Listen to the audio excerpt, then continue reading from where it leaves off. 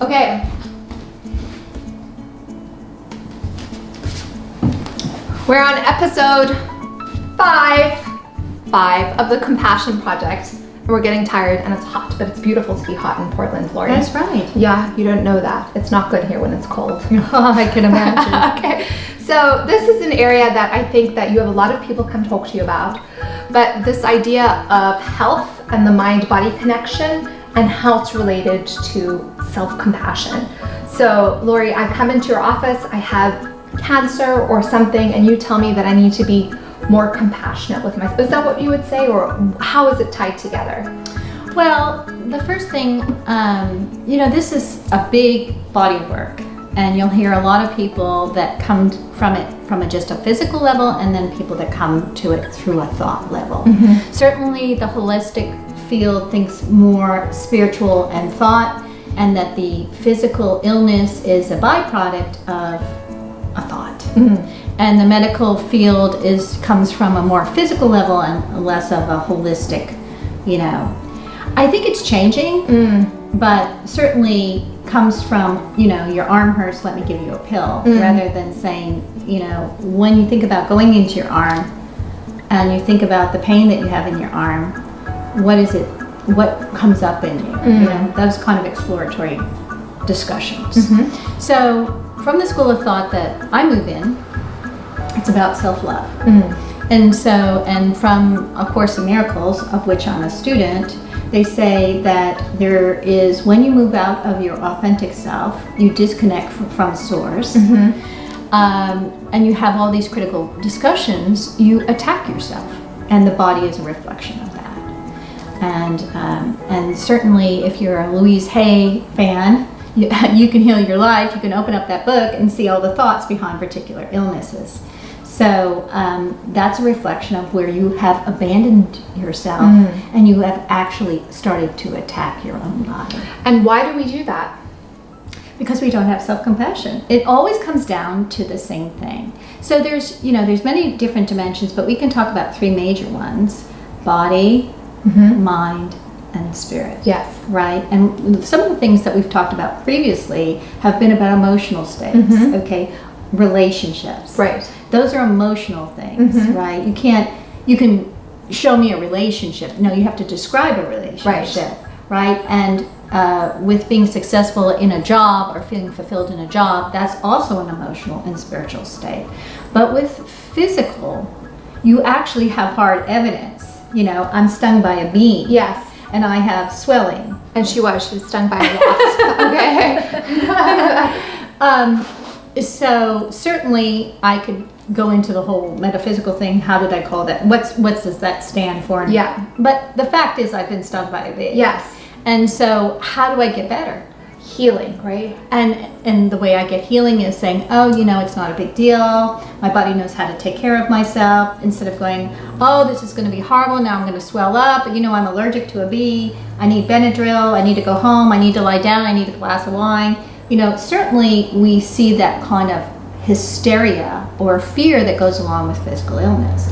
So one of the things that I'd like to discuss very briefly is the miracle of healing. And in the miracle of healing, it's our return to our higher self, our authentic self, our truth that heals us.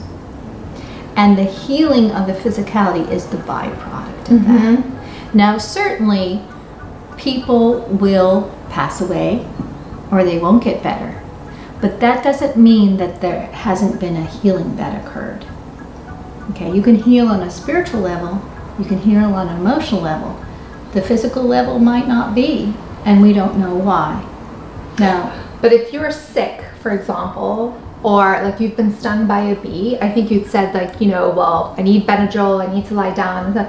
Some of that may be self-compassion. Right, so what did we do? We went immediately into the pharmacy and I got something so I wouldn't feel pain, right? Some natural stuff to put on because I could anticipate. I was my own best friend and took care of it, right?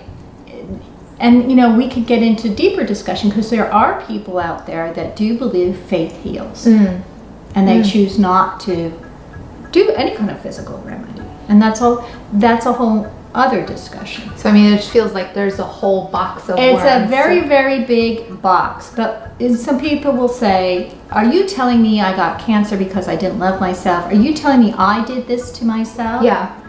That's a hard pill to swallow for some people. So what I'd like to say, if you're out there struggling with that, is we certainly know that you can either heal through a positive attitude or a negative attitude. And instead of thinking about how you got the disease, I mean, obviously if you were working in an asbestos plant and you got, lung cancer, you might want to stop doing that. But other than that, you need to start looking at, what do I need to do to heal myself and do the best nurturance that I can? And part of that is having positive thoughts. If you have a plant that you put out into the sun and you don't feed it and you don't water it, it's not going to stay healthy. And I think that's the point of what you're saying, is like, if you're sick, where our mind wants to go is figure out why, right? How did this happen? Why did I get sick? This is not fair. And that's a natural state, right? And then you create that internal drama. Right. And that's kind of And victimhood. And it's not, and I think what I'm really getting from you is the self-compassion is, that's probably going to happen automatically. Like, we don't even consciously choose Nobody it. wants to get sick. No, but I mean, even the drama in your head about it, Right. it just happens, right? Because you're like, why? I don't deserve this. Who am I? But then, from what we've been talking about, the compassion projects, is you can say, all right, I have the self-awareness about it. This is what's going on. But what I'm really committed to is healing. So instead of trying to be self-critical about the way I've lived or the choices I've made, or being in this thought pattern of victimhood, I'm going to concentrate on how do I love and nourish myself to heal. Is that what you're saying? That is what I'm saying. And also, for some people, leaving their body is the biggest healing that you'll ever have. And so, we all will leave the body.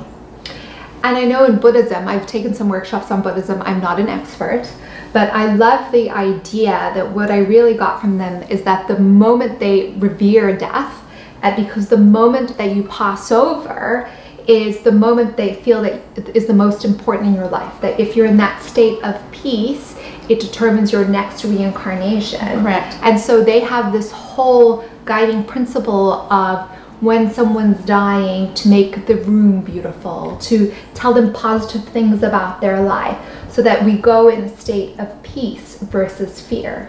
Right. And as a death doula, that is one of our practices, is to, Bet you didn't know that.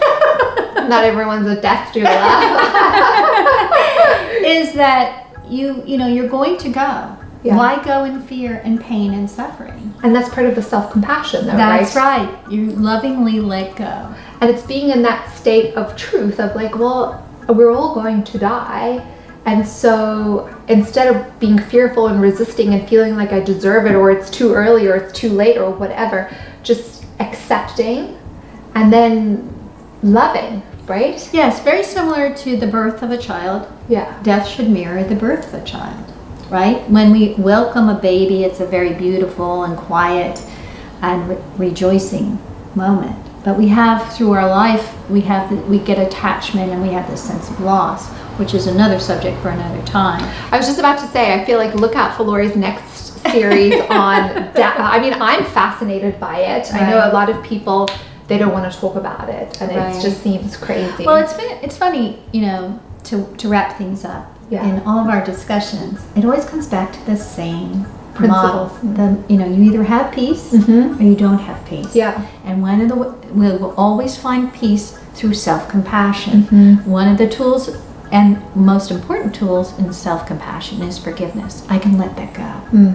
I can let that go. I'm letting it go because I love myself. Because it will, if I hold on to it, it will do nothing but cause me pain. I love it.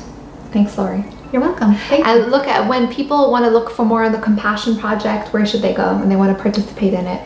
They can go to www.lorettedejulian.com. Great. Thanks.